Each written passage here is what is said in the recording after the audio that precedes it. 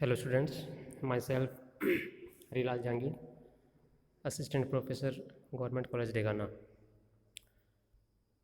BSc part third का second जो paper है उसका आप लोग सेकंड चैप्टर लेते हैं, पारिस्थितिकी की मुख्य शाखाएं या ब्रांचेज। पिछले वाले चैप्टर में अपन ने पारिस्थितिकी इकोलॉजी की जो इंट्रोडक्शन है और हिस्ट्री उसके बारे में पढ़ा था। पारिस्थितिकी जो मुख्य शाखाएं हैं वो दो हैं, इसके अलावा भी और भी खूब सारी शाखाएं हैं, ब्रांचेज हैं, उनको अपन आगे देखते हैं। पहले मान लेते हैं जो इसकी मेन दो ब्रांचेज हैं, दो हैं। एक तो है स्व पारिस्थितिकी, इसको हम कहते हैं ओट इकोलॉजी, और दूसरी है सह पारिस्थितिकी, सिन इकोलॉजी।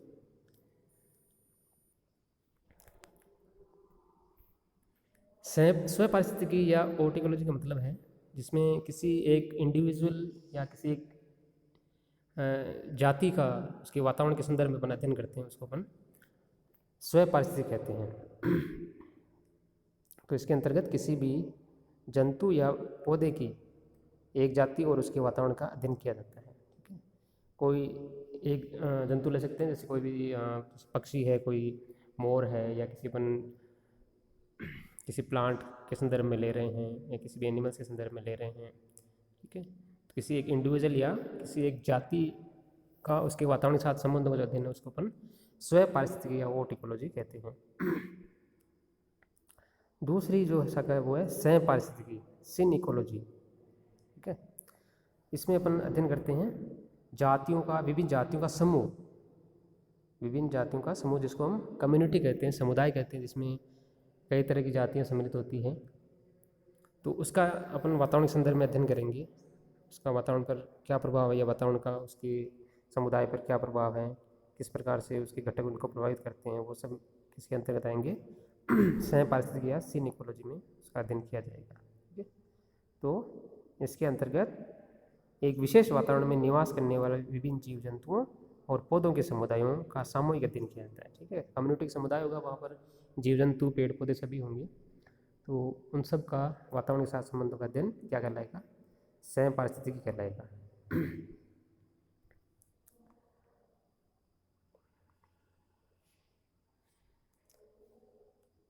उसके बाद है पारिस्थितिकी की अन्य शाखाएं।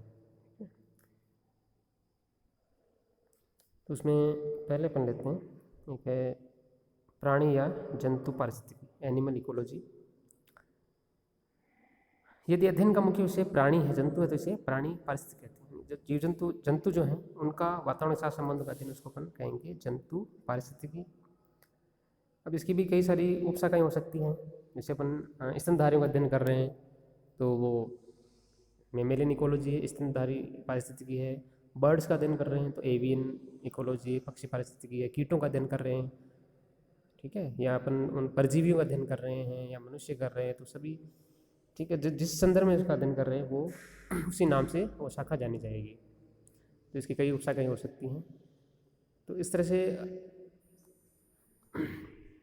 अध्ययन को बांट कर करने से उस विषय वस्तु को समझने में सहायता मिलती है। अगली है प्लांट इकोलॉजी, पादप पारिस्थितिकी। यदि पेड़ पौधों का अपन वातावरण के साथ संबंध अध्ययन करते हैं तो उसको अपन पादप पारिस्थितिकी करते हैं।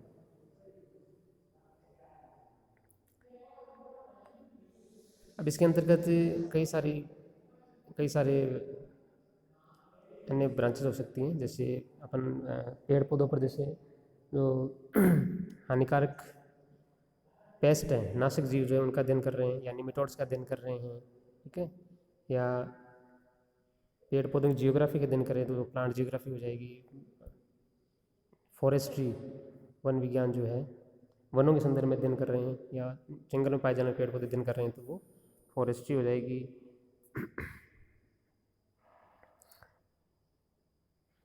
या मिट्टी के संरक्षण संबंधी अध्ययन कर रहे हैं, बाढ़ नियंत्रण है, ये सभी प्लांट इकोलॉजी अंतर्गत हम इनका अध्ययन करते हैं। हम इसको भी और छोटे उपविभागों में बांटा जा सकता है, जैसे वन पारिस्थितिकी है, घास स्थल पारिस्थितिकी है, शैवालों का अध्ययन शैवाल पारिस्थितिकी है, सूक्ष्म जीव पारिस्थितिकी है। अगली है हैबिटेट इकोलॉजी या आवासीय पारिस्थितिकी। ठीक है, इसके अंतर्गत अपन विभिन्न आवासों का अध्ययन करते हैं। ठीक है, कि हम जानते हैं कि पृथ्वी जो है वो विभिन्न प्रकार के आवासों से मिलकर बनी है। जैसे समुद्र पारिस्थितिकी है, समुद्रों का अध्ययन है। ठीक है, स्वच्छ जलीय पारिस्थितिकी हो सकती है, नदियों का झीलों का अध्ययन करते हैं। ठीक है, या स्थलीय पारिस्थितिकी है, स्थल पर रहने वाले पेड़ पौधे जीव जंतुओं का वातावरण के साथ संबंध का अध्ययन है, स्थलीय पारिस्थितिकी है।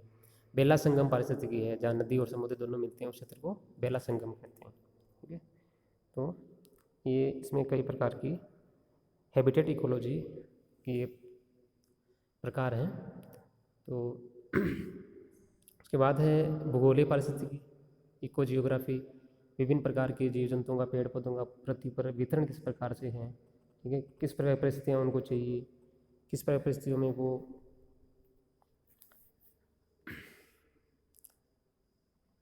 सर्वाइव करते हैं, तो वो सब इको जियोग्राफी के अंतर्गत अध्ययन किया जाता है उनका। ठीक है, उसके बाद में है संरक्षण पारिस्थितिकी। ठीक है, कन्वर्जेशन कंजर्वेशन इकोलॉजी, विभिन्न प्राकृतिक संसाधन जैसे जल है, मिट्टी, खनिज, जीव जंतु, इनका अपन संरक्षण कैसे करें, वो संरक्षण से अपने को कैसे इनका सदुपयोग अपन कर सकते हैं, वो जो पारिस्थितिकी शास्त्र है उसको अपन कहते हैं संरक्षण पारिस्थितिकी। अगली है उत्पादन पारिस्थितिकी, प्रोडक्शन इकोलॉजी। इसके अंतर्गत प्राकृतिक साधनों के उत्पादन को बढ़ाने का अध्ययन किया जाता है। ठीक है, हम जानते हैं कि पेड़ पौधे जो होते हैं वो प्राथमिक उत्पादक होते हैं। ठीक है, प्राइमरी प्रोड्यूसर हैं। तो उनके द्वारा प्रकाश संश्लेषण क्रिया से कार्बनिक पदार्थों के निर्माण की जो प्रक्रिया उसको अपन प्राथमिक उत्पादकता कहते हैं। पेड़ पौधों द्वारा सूर्य के प्रकाश की उपस्थिति में प्रकाश संश्लेषण द्वारा कार्बनिक पदार्थ निर्माण की प्रक्रिया को प्राथमिक उत्पादकता कहते हैं। और जो उन पर निर्भर हैं प्रपोषित जीव हैं, वो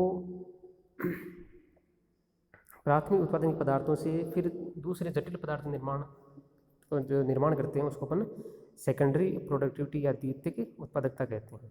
ठीक है, और प्राथमिक और द्वितीयक जो उत्पादकता है उसको मिलाकर के अपन कहते हैं ग्रोस प्रोडक्टिविटी। तो इन सब का जो अध्ययन किया जाता है वो किसमें होगा, प्रोडक्शन इकोलॉजी। तो किस प्रकार से हम जीव जंतुओं से पेड़ पौधों से उपयोगी उत्पादन इसमें प्राप्त कर सकते हैं उसका अध्ययन अपन उत्पादन पारिस्थितिकी के अंतर्गत करते हैं। अगली है विकिरण पारिस्थितिकी, रेडिएशन बायो इकोलॉजी। ठीक है, विभिन्न जीवधारियों पेड़ पौधों पर जीव जंतुओं पर विभिन्न प्रकार के रेडिएशंस हैं। ठीक है, उनका क्या इफेक्ट रहता है। ठीक है, सूर्य से आने वाली जो किरणें हैं उनमें विभिन्न प्रकार के रेडिएशंस हैं, उनका क्या रोल रहता है उसका अपन अध्ययन करते हैं, वो है विकिरण पारिस्थितिकी है। टेक्सोनोमी इकोलॉजी है, वर्गीकरण पारिस्थितिकी, विभिन्न जीवधारियों के वर्गीकरण पर पारिस्थितिक प्रभाव का अध्ययन इस शाखा के अंतर्गत किया जाता है, वर्गीकरण पारिस्थितिकी के अंतर्गत। उसके बाद है मानव पारिस्थितिकी, ह्यूमन इकोलॉजी। इसके अंतर्गत इस शाखा के अंतर्गत मानव पारिस्थितिकी विशेषताओं का अध्ययन किया जाता है। मानव का स्पेशली अपन अध्ययन करते हैं इकोलॉजी अंतर्गत, तो वो है ह्यूमन इकोलॉजी। स्पेस इकोलॉजी, अंतरिक्ष पारिस्थितिकी। तो आजकल ये लेटेस्ट ब्रांच है, तो जो स्पेस अंतरिक्ष है उसमें जंतुओं रिसर्च के लिए या मानव को भेजा जा रहा है, तो उस पर स्पेस का क्या इफेक्ट रहता है। ठीक है, उसको किस प्रकार से वहाँ सर्वाइव करना है, तो वो सब विज्ञान की इकोलॉजी की स्पेस जो इकोलॉजी ब्रांच है उसमें उसके अंतर्गत इसका अध्ययन किया जाता है। एक है जीवाश्म पारिस्थितिकी। जीवाश्म क्या है, जो मृत जीवों के अवशेष रह गए हैं, लाखों वर्ष पूर्व विद्यमान थे, आज उनके अवशेष हैं, तो वो जीवाश्म कहलाते हैं। तो उन जीवाश्मों का अध्ययन अपन करते हैं, वो है जीवाश्म पारिस्थितिकी। उस समय क्या वातावरण परिस्थितियाँ रही हुई जिसकी वजह से वो नष्ट हो गए। ठीक है, तो उनका अध्ययन क्या कहलाएगा, जीवाश्म पारिस्थितिकी या पेलियो इकोलॉजी कहलाता है। एक है रासायनिक पारिस्थितिकी, केमिकल इकोलॉजी। विभिन्न जीवधारियों द्वारा विशिष्ट रासायनिक पदार्थों के अनुरूप अनुकूलन और रासायनिक प्राथमिकता का अध्ययन इस शाखा के अंतर्गत किया जाता है। पीडो इकोलॉजी, पीडो मीन्स है मृदा से, मृदा पारिस्थितिकी। भूमि के विशिष्ट गुण, मिट्टी के विभिन्न जो गुण है, क्षारीयता, अम्लीयता, ठीक है, उसमें कितनी खनिज क्षमता है, कितनी उसकी फर्टिलिटी है, वो सब अध्ययन अपन, कितना उसमें ह्यूमस है, इसका अध्ययन अपन किसमें करते हैं, पीडो इकोलॉजी या मृदा पारिस्थितिकी में अध्ययन करते हैं। ऊर्जा पारिस्थितिकी है, विभिन्न पारितंत्रों में जो पारिस्थितिक तंत्र हैं, समुद्री हो सकते हैं, स्थलीय हो सकते हैं, वन के हैं, उनमें ऊर्जा के प्रवाह का अध्ययन को ऊर्जा पारिस्थितिकी या एनर्जी इकोलॉजी कहते हैं। और सबसे लास्ट है फिर प्रदूषण पारिस्थितिकी, जो लेटेस्ट है पॉल्यूशन इकोलॉजी, ठीक है। प्रदूषण आज की बड़ी समस्या है, तो प्रदूषण के जो कारण हैं, प्रभाव है, या उनको अपन कैसे कम करें, उसका अध्ययन अपन पारिस्थितिकी जिस शाखा अंतर्गत करते हैं उसको प्रदूषण पारिस्थितिकी कहते हैं। तो ये कुछ मुख्य मुख्य शाखाएं हैं पारिस्थितिकी। अगले चैप्टर में हम इकोसिस्टम और उसके विभिन्न घटकों के बारे में अध्ययन करेंगे।